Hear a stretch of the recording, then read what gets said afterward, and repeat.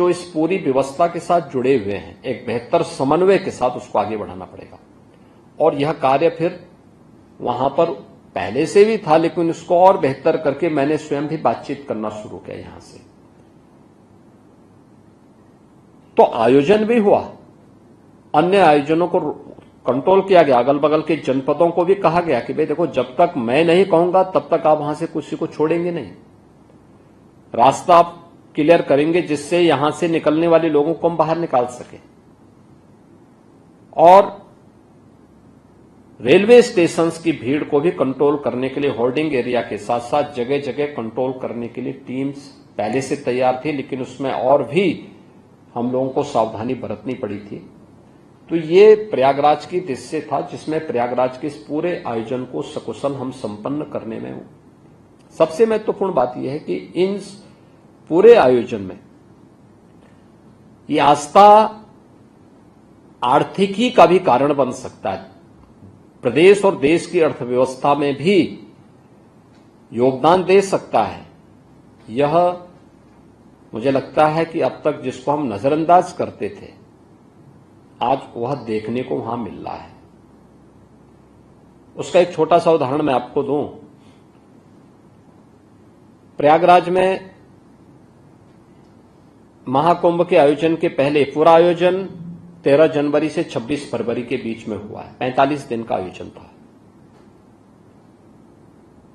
13 जनवरी को एक स्नान था पौष पूर्णिमा का, वो शुभारंभ था महाकुंभ का।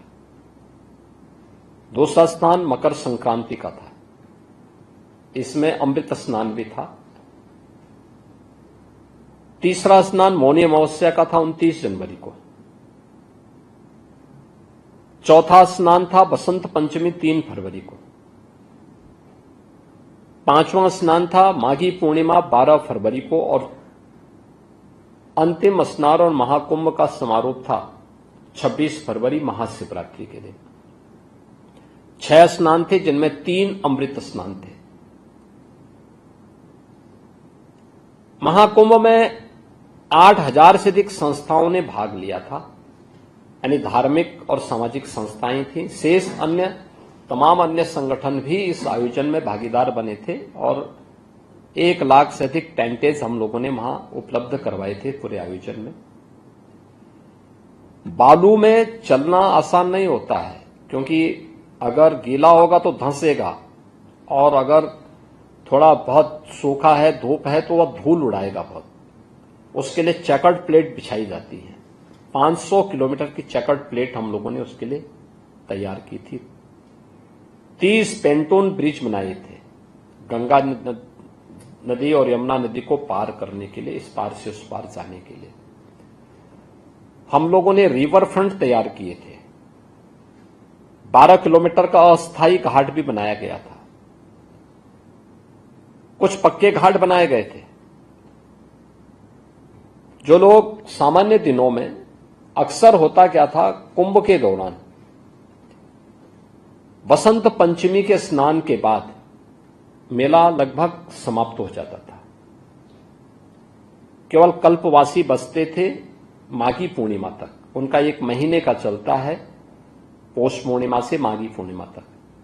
शेष मेला बसंत पंचमी के दिन लगभग संपन्न हो जाता था। लेकिन पहली बार था कि मेला महाशिवरात्रि तक चला।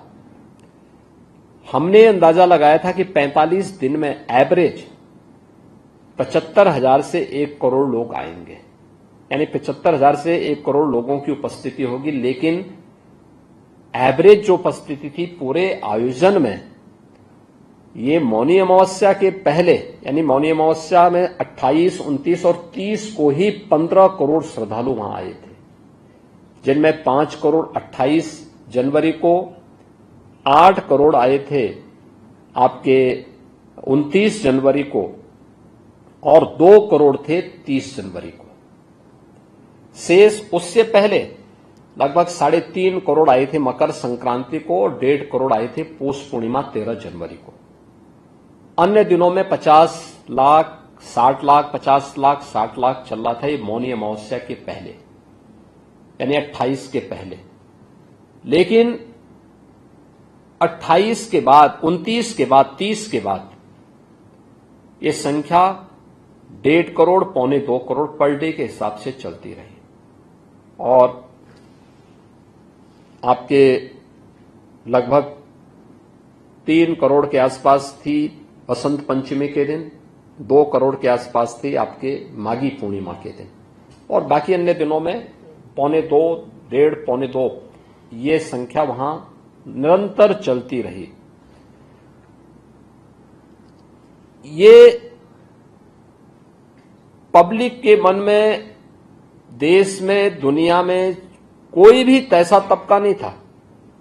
राष्ट्रपति जी आए थे, उपराष्ट्रपति जी इस आयोजन में भागीदार बने, प्रधानमंत्री जी 5 फरवरी को इस आयोजन में भागीदार बने, उपराष्ट्रपति जी 1 फरवरी को इस आयोजन में भागीदार बने थे, 10 फरवरी को राष्ट्रपति जी आई थे, तमाम केंद्रीय मंत्रीगण आए थे, राज्यपाल आए थे, माननीय मुख्यमंत्रीगण आए थे और 74 देशों के एम्बेसडर और हाई कमिश्नर्स भी इस आयोजन में भागीदार बने। भूटान के नरेश भी इस आयोजन में भागीदार बने थे। 12 देशों के मंत्रीगण आए थे और अन्य देशों के लगभग 100 से अधिक देशों की भागीदारी इस पूरे आयोजन में होती है। हर एक तबका उस आयोजन का हिस्सा बना था, क्या उद्यमी हो, क्या सामान्य नागरिक हो, क्या वह सेलिब्रिटीज हो, चाहे वह फिल्म स्टार हो, चाहे वह देश का जो क्रिकेटर हो या कोई भी अन्य, हर एक तबके का व्यक्ति उस आयोजन का हिस्सेदार बना था और जो भी आया उस अद्भुत संगम को देख करके, दृश्य को देखकर अभिभूत होता था, डुबकी लगा करके फिर वहां से बहुत अच्छी बातों को लेकर के जाता था। प्रयागराज के बहुत सारे सबक भी हैं और महाकुंभ का सबक यही है। देखिए, श्रीमद् भगवत गीता एक बात कहती है कि ये यथा माम प्रवदन्ते तांस तथैव भजाम्यहम्। यानी श्रीमद् भगवत गीता में भगवान कहते हैं कि जो मुझे जिस दृष्टि से देखता है, जिस रूप में भजता है, मैं उसको उसी रूप में दिखाई देता हूं। जिसने जिस रूप में प्रयागराज को देखा, महाकुंभ को जिस रूप में देखा, उसको वही दर्शन वहां हुए भी और हर तबके के व्यक्ति को उसके अनुरूप वहां सामग्री भी मिले। आप देखें, दुनिया के अंदर आप में से बहुत सारे लोग ऐसे होंगे जिन्होंने दुनिया के तमाम न्यूज़पेपर को भी देखा होगा और उन आयोजनों में आप भागीदार भी बने होंगे जिसके बारे में उनकी नेगेटिविटी और उनके द्वारा जो तमाम प्रकार की गलत टिप्पणियां की जाती थी, उनमें अगर आप देखेंगे बहुत सारे ऐसे थे जिन्होंने इस पूरे आयोजन के बारे में जो टिप्पणी की है। द वॉल स्ट्रीट जर्नल जो यूएस की है, उसने कहा है कि यह एक ऐसा आयोजन था जहां अमेरिका की कुल आबादी से ज्यादा लोग जुटे, यानी यूएस की जो कुल पॉपुलेशन है उसकी लगभग दोगुनी आबादी इस आयोजन का हिस्सा बनी थी। बीबीसी ने कहा कि महाकुंभ मानवता का सबसे बड़ा समागम था।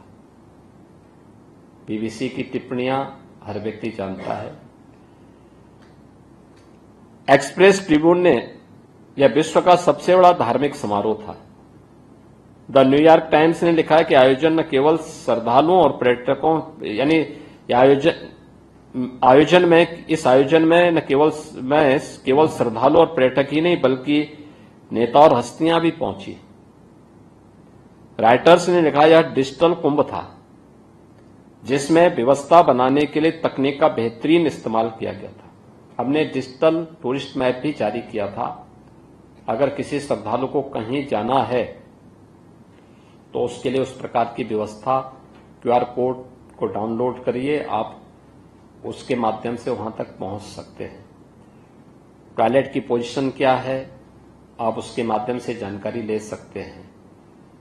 हम लोगों ने इसके अलावा वहां पे सुरक्षा के लिए भी इसका बेहतरीन इस्तेमाल किया था। 2700 कैमरे थे जो 360 डिग्री तक जिनका इस्तेमाल किया जा सकता था और integrated command and control centre से हम लोगों ने एक एक की मॉनिटरिंग की थी। ट्रैफिक मैनेजमेंट का हो, या फिर सिक्योरिटी का हो, हम लोगों ने एंटी ड्रोन सिस्टम के साथ पूरे कुंभ क्षेत्र को कवर करके रखा था। कोई भी ड्रोन बिना परमिशन के वहां उड़ नहीं सकता था और इसके लिए पहली बार किसी आयोजन में एंटी ड्रोन सिस्टम का इस्तेमाल किया गया था।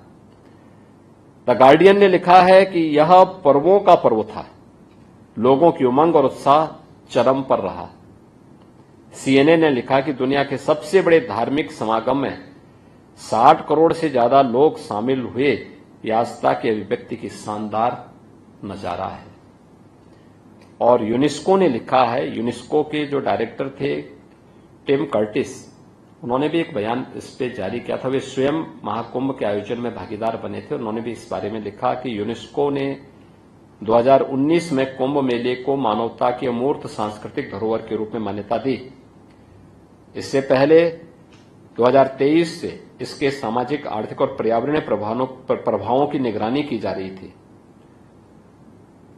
कुंभ मेला प्राकृतिक और सांस्कृतिक धरोहर के रूप में विश्व को एक नई दृष्टि प्रदान करता है। यह भारत के प्रति एक दृष्टि देता है। आयोजन उत्तर, दक्षिण, पूरब, पश्चिम, जिसके बारे में आदरणीय प्रधानमंत्री जी बार बार कहते हैं कि एक भारत श्रेष्ठ भारत, उसकी अभिव्यक्ति का भी एक बहुत बड़ा माध्यम बना है। न जाति का भेद, न क्षेत्र का भेद, न भाषा का भेद, न पंथ का भेद, किसी भी प्रकार के भेद से मुक्त एक ही नदी के एक ही घाट पर सभी लोग उसी पवित्र भावना के साथ डुबकी लगा रहे थे और जो जिस भाव के साथ डुबकी लगा रहा था उसको उस प्रकार की अनुभूति उस आयोजन में देखने को भी मिली। इस पूरे आयोजन के लिए जो चीजें हम लोगों ने की, जैसे हम लोगों ने सेंट्रल और स्टेट गवर्नमेंट ने मिलकर के लगभग 7,500 करोड़ हमने इस पूरे आयोजन में खर्च किए, लेकिन इसमें से लगभग 6,000 करोड़ हमारे खर्च हुए थे प्रयागराज सिटी और उसके अगल बगल के इंफ्रास्ट्रक्चर पर। जैसे हमने 200 से अधिक सड़कों को 2 लेन थी तो 4 लेन, 4 लेन थी तो 6 लेन में बदलने का काम किया था। 14 नए फ्लाईओवर बनाए, 9 अंडरपास बनाए, प्रयागराज की विरासत से जुड़े हुए 12 कॉरिडोर बनाए गए, जैसे Akshay Vat corridor, Saraswati Koop corridor, Maharshi Bharadwaj corridor, Shringverpur में निषादराज गुहा कॉरिडोर, नागवासुकी कॉरिडोर, प्रयागराज के जो इष्ट देव हैं और बेनी माधव हैं, 12 माधव की मान्यता है प्रयागराज में। इन 12 माधव की कॉरिडोर को भी हम लोगों ने डेवलप किया। तो ये सभी पे पैसा हम लोगों ने दे करके उसका डेवलपमेंट किया। लेटे हुए हनुमान जी, जो बड़े हनुमान जी हैं, उनका भी एक कॉरिडोर वहां पे बनाया, पूरा उसको तैयार किया गया है। इसके अलावा जो बात अक्सर चलती थी, जिसके बारे में यूनेस्को ने भी बात कही है ना, कि 2023 से ही उस बात को देखना चाहते थे कि इतना बड़ा आयोजन होगा तो स्वाभाविक रूप से इसके पर्यावरणीय उस पर क्या असर पड़ेगा। हम लोग इस बात को जानते थे और 2013 की घटना भी हमारे सामने थी, जब मॉरिशस के माननीय प्रधानमंत्री आए थे और उनको गंगा जी में गंदगी देखने को मिली। उसके बाद वो हिम्मत नहीं कर पाए थे स्नान करने का। तो हम लोगों ने इस बात को ध्यान में रखा था कि पहले दिन से ही, कि गंगा नदी हो या यमुना नदी, कहीं भी कोई नाला या कोई सीवर लीक न होने पाए, सिटी का हो या उससे ऊपर भी। देखिए, इस उत्तर प्रदेश के अंदर गंगा नदी का जो सबसे क्रिटिकल पॉइंट था वह है कानपुर था। कानपुर में 125 वर्ष से अकेले सीसामऊ के पास 4 करोड़ लीटर सीवर प्रतिदिन गंगा नदी में गिरता था। हम लोगों ने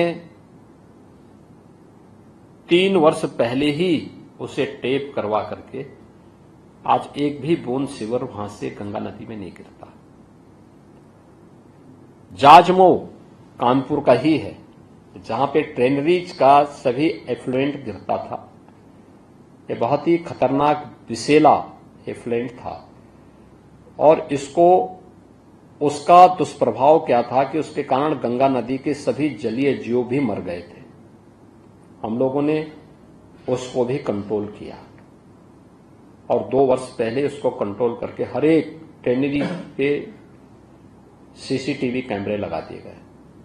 राउंड द क्लॉक उसकी मॉनिटरिंग होने लग गई। या तो आप ट्रेनरी चलाइए,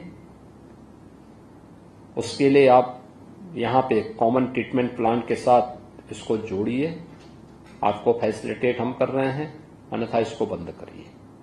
ये नहीं चल सकता। प्रयागराज में भी हम लोगों ने एसटीपी के निर्माण की कार्रवाई को नमामि गंगे परियोजना के साथ जोड़ करके पूरा किया था, लेकिन फिर भी 261 एमएलडी के सेवर ऐसे थे जो अभी एसटीपी के साथ टेप नहीं किए गए थे। तो इसको हमने बायोरेमेडिएशन और जियो ट्यूब के माध्यम से जोड़ने का काम किया था और कहीं भी कोई एक भी बूंद सीवर न गिरे। लेकिन इस सब के बावजूद लोगों ने फेक रिपोर्टिंग करनी प्रारंभ की थी। लेकिन हमारी स्वयं स्टेट गवर्नमेंट की पॉल्यूशन कंट्रोल बोर्ड की लैब्स वहां मौजूद है। हमने कुछ प्राइवेट लोगों को भी, प्राइवेट पार्टीज को भी वहां पे लैब्स स्थापित करने के लिए वो किया था कि आप भी करेंगे, हम भी करेंगे, और फिर हम सैंपल को एक दूसरे के सैंपल को एक दूसरे को शेयर भी करेंगे, वो लोग एक दूसरे के यहां भी देखें। देखिए, जल की शुद्धता के 2 मानक होते हैं। एक बीओडी 5 से यानी 3 से कम होना चाहिए। यह जब भी हम लोगों ने इसके लिए अलग अलग समय में जनवरी से लेकर के और 26 फरवरी तक निरंतर हम लोग इसको लेते रहे, और जब भी लिया गया इसकी मात्रा संगम में, देखिए कोई ना कोई ऐसा दैवीय गुण जरूर है कि संगम में जब भी हम लोगों ने कहीं से भी सैंपल लिए तो संगम में यह 3 से नीचे ही मिलता था। 2, 1 इसमें हमें मिलता था। और डिसॉल्व ऑक्सीजन, इसकी मात्रा के बारे में जब भी हम लोगों ने वहां पे चर्चा की तो ये 5 से ऊपर होना चाहिए, और संगम तट पर ही हमेशा 8, 9, 10 इससे ऊपर मिलता था। हां, बीओडी की मात्रा जब हम थोड़ा ऊपर आते थे तो बीओडी 3 और उसके आसपास मिलती थी। यमुनाची में थोड़ा सा ऊपर जाते थे तो उससे ज्यादा मिलती, संगम में वो इतना मिलता था। एक जिसके बारे में लगातार लोग चर्चा कर रहे थे, जिसको सेंट्रल पॉल्यूशन कंट्रोल बोर्ड के नाम पे भी एक रिपोर्ट छापी गई थी कि फीकल कोलिफॉर्म की मात्रा बढ़ गई है। ये जो फीकल कोलिफॉर्म की मात्रा के बारे में इनका कहना था, उसमें उसके 3 कारण होते हैं। वह 100 ml में 2500 MPN के रूप में उसकी मात्रा को लोग नापते हैं कि 2500 से ये कम होना चाहिए। जब भी हम लोगों ने अलग अलग डेट पर 11 जनवरी से लेकर के 26 फरवरी तक जब भी हम लोगों ने लिया, फीकल कोलिफॉर्म की मात्रा बढ़ने का कारण अगर 100 ml में 2500 से ऊपर है तो मान के चलिए कि उसके 3 कारण हो सकते हैं। या तो कहीं पे सीवर लीक है, या जो जानवर होते हैं, भैंस, गाय, ये नदी में स्नान करते हैं, गोबर करते हैं, तो उसके कारण भी फीकल कोलिफॉर्म की मात्रा बढ़ती है, काफी ज्यादा बढ़ जाती है। या इसके कारण ये बढ़ रहा है, या फिर कोई अन्य कारण है कि नदी पहले से प्रदूषित है। हम लोगों ने 12 जनवरी से लेकर के और 26 फरवरी के बीच में संगम में जब भी फीकल कोलिफॉर्म के नमूने लिए ये हमेशा, यानी संगम में ये 100 तक आ रहे थे, यानी जो 2500 से नीचे होना चाहिए था वो 100 तक आ रहा था। हां, इसकी मात्रा कुछ जगहों पर हमें, जब हम काफी ऊपर आते थे और जहां पर अक्सर हम लोग देखते हैं सामान्य दिनों में कि लोग अपने भैंस को इस पार से उस पार ले जा रहे हैं या भैंस वहां छोड़े हुए हैं, तो हो सकता है कुछ सैंपल वहां के रहे होंगे जिसमें 1200-1300 तक वो फीकल कोलिफॉर्म फोम की मात्रा वहां मिल रही थी। शेष अन्य स्थलों पर भी बहुत सारी जगह पर ये चीजें हम लोग लगातार उसकी निगरानी कर रहे थे और जिसमें हम लोगों ने इसको चैलेंज किया था कि भाई आपके जो नमूने हैं ये गलत हैं, आप हमारे सैंपल को लीजिए और हमारी टीम आपको इसको चैलेंज कर रही है। 2 लैब्स यहां पे मौजूद हैं, आप इसके अनुसार इसको देखिए।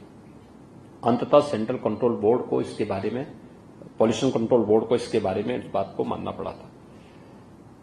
ये आयोजन आर्थिकी के बहुत बड़े आधार भी बनते हैं और खासतौर पर इसलिए भी ये महत्वपूर्ण हो जाता है कि रोजगार का सृजन कितने बड़े पैमाने पे होता है और कैसे लोगों के जीवन में परिवर्तन का आधार बनता है। अलग अलग प्रकार के नए चीजें देखने को मिले। छोटा सा उदाहरण मैं आपको उपलब्ध कराता हूं कि एक सज्जन आए थे हमारे पास, उन्होंने कहा कि साहब मैं एक इन्वेस्टमेंट करना चाहता हूं कुंभ में।